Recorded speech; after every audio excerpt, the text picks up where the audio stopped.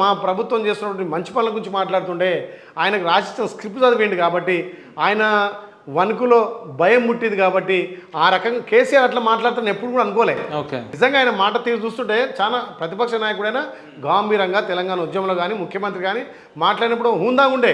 మొన్న మాట్లాడింది భయపడి మాట్లాడినట్టుగా ఏదో స్క్రిప్ట్ రాసి చదివినట్టుగా ఉంది తప్ప ఆయన సొంత ప్రసంగం కాదు. కాకపోతే కేటీఆర్ అంతా ఆయన ఆధీనం తీసుకొని నువ్వు ఇట్లా మాట్లాడాలి నాయన అని చెప్పి ఆయన మాట్లాడించినట్టు తప్ప ఇప్పుడు మొన్న మీరు ఒకటి ఎందుకెందుకు వాళ్ళ సొంత కుటుంబంలో వాళ్ళు వ్యవహరించిన తీరు ఎమ్మెల్సీ కవితకి ఏమన్నది మొన్న వచ్చి ఓకే, తెలంగాణ కరెక్ట్ డిసిషన్ తీసుకోలేదు, తెలంగాణ సామాజిక తెలంగాణ రాలేదు, ఆశించే తెలంగాణ రాలేదు. మరి మొన్నటిదాకా మీ నాయనే ఉండు కదా, మీ అన్నే ఉండుగా, మీ బావి ఉండుగా మంత్రులు. ఓకే, రైతు బంధు కరెక్ట్ కాదు, రైతు బంధు కొద్దరికే ఇచ్చారు, ఎకరం ఉన్న వాళ్ళకు 10 అయింది, 10 ఎకరాలకు 1,00,000 ముట్టింది, ఇది కరెక్ట్ కాదు. ఆ రోజు మేము గదే మొత్తుకున్నాం కదా.